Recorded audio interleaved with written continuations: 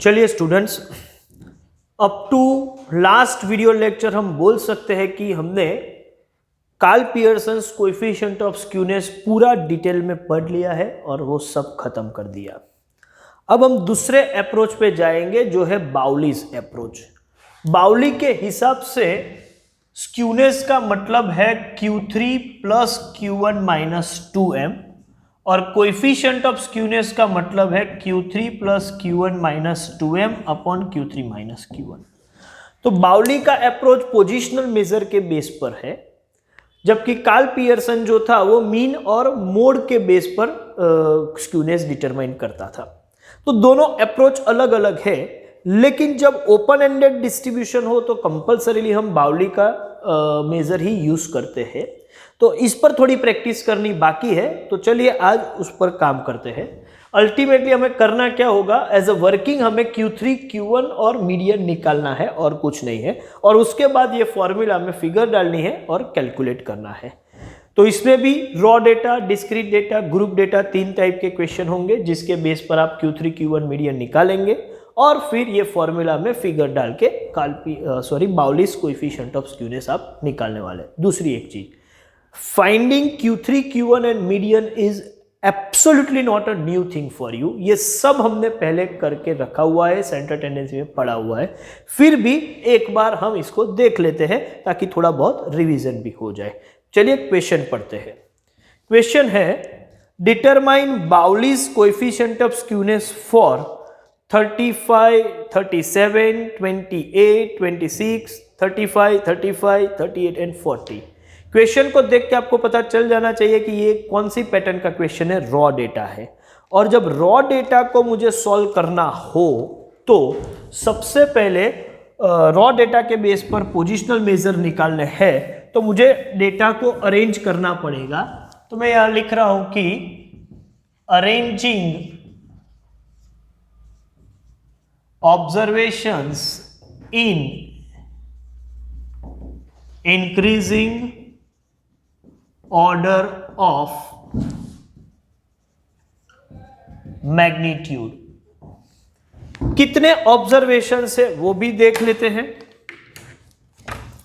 तो देखा जाए तो टोटल 8 ऑब्जर्वेशंस हैं। तो मैं लिखूंगा कि भाई serial number and observation 1 2 3 4 5 6 7 8। Lowest observation इनमें से जो है वो 26 है, उसके बाद 28, फिर 35 35 35 ऐसा 3 बार है, उसके बाद 37, उसके बाद 38 एंड लास्ट में 40। टारगेट है कि भाई मुझे बाउलीज कोएफिशिएंट ऑफ स्क्यूनेस निकालना है तो Q3 Q1 और मीडियन निकालना पड़ेगा। तो वर्किंग करते हैं। वर्किंग में सबसे पहला वर्किंग होगा कैलकुलेशन फॉर Q3। तो चलिए Q3 का मतलब है रॉ डेटा में 3 into n+1 divide by 4th observation.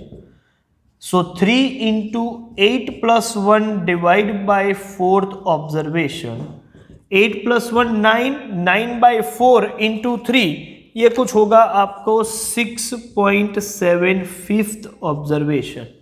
अच्छा, 6.75 सर कैसे डील करें? आपको याद होना चाहिए 6th ऑब्जर्वेशन प्लस 0.75, फिर 7th observation minus 6th observation, ये दोनों का डिफरेंस निकालेंगे।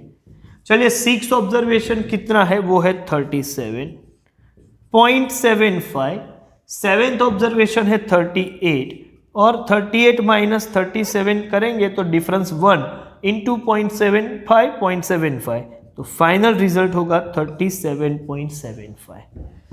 दूसरा वर्किंग करेंगे कैलकुलेशन फॉर Q1।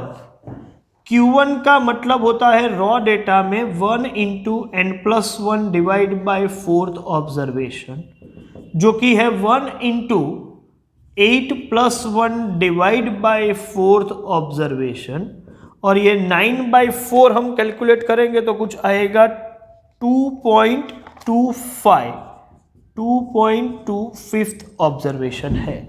अब इसको डील करना हो तो भी वही trick, second observation plus 0.25, third observation minus second observation. चलिए सेकेंड ऑब्जर्वेशन कितना है, ये रहा सेकेंड ऑब्जर्वेशन, वो है 28.25, थर्ड ऑब्जर्वेशन है 35, 35 माइनस 28, 35 माइनस 20 मतलब 7 को मैं मल्टीप्लाई करूंगा 0.25 से, तो 7 मल्टीप्लाइड बाय 0.25 और वो 28 में ऐड कर देंगे तो वो 1.75 ऐड करने के बाद ये फिगर बनने वाला है 29.75। Q3 और Q1 तो हो गया, लेकिन अभी मुझे मीडियन भी निकालना है, तब जाके मेरा काम खत्म होने वाला है। तो चलो थर्ड वर्किंग भी कर लेते हैं। थर्ड वर्किंग है कैलकुलेशन फॉर मीडियन, और मीडियन का मतलब होगा n+1 divide by tooth observation, means 8+1 divide by tooth observation, 9/2 जिसका मतलब होता है 4.5 ऑब्जर्वेशन। अच्छा, इसमें मेरे पास दो ऑप्शन है, या तो मैं फोर्थ ऑब्जर्वेशन इस तरीके से plus 0.5 into fifth minus fourth करूं, या फिर ये 0.5 है उसकी वजह से मैं ऐसा भी लिख सकता हूं कि fourth observation plus fifth observation divide by 2। ये फैसिलिटी तभी अवेलेबल होगी जब ये 0.5 डेसिमल में 0.5 होगा। तो चलिए फोर्थ ऑब्जर्वेशन भी 35 है और फिफ्थ ऑब्जर्वेशन भी 35 है, तो चेंज नहीं होगा, फाइनल रिजल्ट भी 70/2 35 ही आएगा। ये तीन रिजल्ट आ जाने के बाद जो रिक्वायरमेंट है, जो कि है coefficient of skewness Q3 plus Q1 minus 2m upon Q3 minus Q1। Q3 है 37.75 प्लस Q1 है 29.75 minus 2 into 35 divide by 37.75 minus 29.75। इसको जब मैं सॉल्व करूंगा तो फाइनल रिजल्ट आएगा -0.31। आप वेरीफाई करना हो तो कर सकते हैं। तो सिंपल सा क्वेश्चन है, रॉ डेटा हो तो पहले डेटा को अरेंज करेंगे, रिक्वायर्ड पोजिशनल मेजर्स निकालेंगे, और एक बार रिक्वायर्ड मेजर्स निकल गए फिर जो क्वेश्चन है उसमें उस हिसाब से वो वैल्यू हम सब्स्टिट्यूट करेंगे स्क्यूनेस कोएफिशिएंट ऑफ स्क्यूनेस की फॉर्मूला में, और प्रोसीजर कंप्लीट करना है। तो मुझे लगता है कि काफ़ी सिंपल क्वेश्चन है, ठीक है। इसके बेस पर आप होमवर्क कर सकते हैं, लेकिन वो मैं बाद में डिस्कस करता हूँ। पहले एक काम करते हैं कि डिस्क्रीट डेटा का भी क्वेश्चन देख लेते हैं, बाद में आगे बढ़ते हैं। डिस्क्रीट डेटा का भी क्वेश्चन देखते हैं। Find Bowley's coefficient of skewness, marks and number of students. Marks है 20, 21, 22, 23, 24, 25, 26, 27, 28। अगेंस्ट विथ फ्रीक्वेंसी है 7, 12 मतलब नंबर ऑफ स्टूडेंट्स 7, 12, 25, 10, 8, 6, 8, 3, 1। चलिए ये डेटा का यूज करके हमें बाउलीज कोएफिशिएंट ऑफ स्क्यूनेस निकालना है, मतलब यहां पर भी वर्किंग में Q3, Q1 और मीडियन निकालना पड़ेगा। डिस्क्रीट डेटा है, कैसे डील करते हैं देखते हैं। मार्क्स मतलब X and number of students मतलब F। X की वैल्यू है 20, 21, 22, 23, 24, 25, 26, 27 एंड लास्टली 28। फ्रीक्वेंसी है 7, 12, 25, 10, 8, 6, 8, 3, 1। तो पोजिशनल मेजर निकालने के लिए एक कंडीशन है कि अरेंज करना पड़ेगा ऑब्जर्वेशन को, वो ऑलरेडी अरेंज है तो ये स्टेप तो निकल गया। फ्रीक्वेंसी वाला केस है तो सेकेंड स्टेप में हमें क्यूमुलेटिव फ्रीक्वेंसी निकालनी पड़ेगी, वो भी लेस देन टाइप की, तो वो निकाल लेते हैं।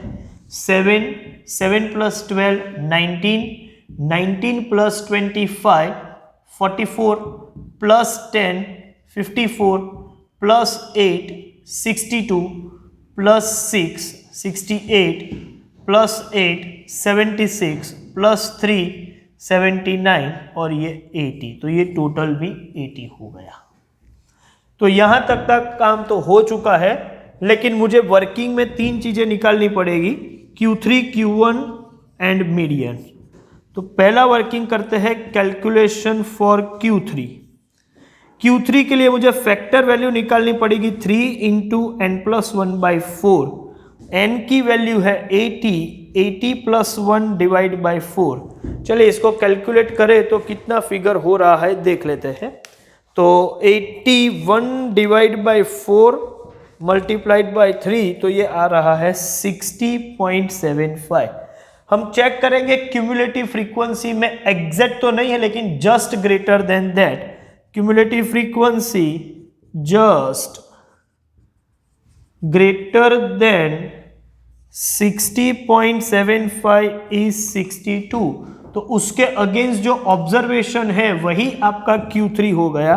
तो आप बोल सकते हो कि Q3 इक्वल्स टू 24। चलिए सेकेंड वर्किंग करते हैं, calculation for Q1।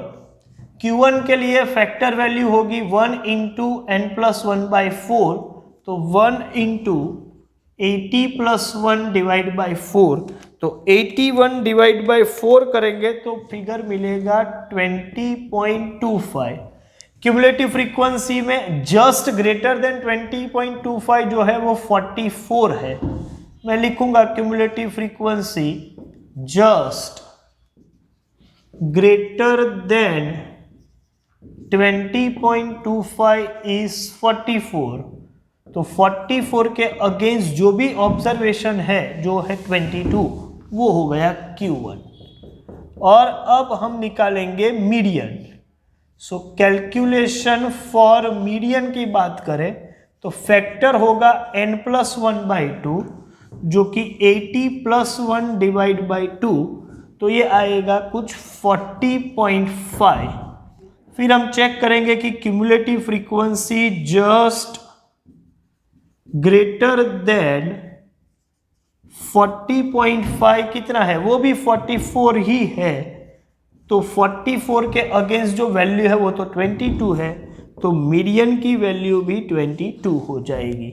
Q3 Q1 और मीडियन आ गए। जो हमारा रिक्वायरमेंट है वो कोएफिशिएंट ऑफ स्क्यूनेस है, जिसका मतलब है Q3 plus Q1 minus 2m upon Q3 minus Q1। Q3 की वैल्यू है 24, Q1 22, 2 इंटू 22 अपॉन 24 माइनस 22।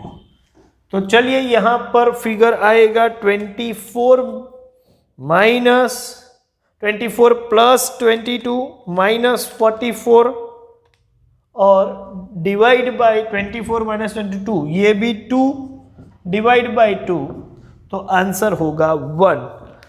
तो फिर आपको डिस्क्रीट डेटा हो तो कैसे काम करना है वो भी पता है, नया कुछ नहीं है, Q3 Q1 और मीडियन निकालना आना चाहिए।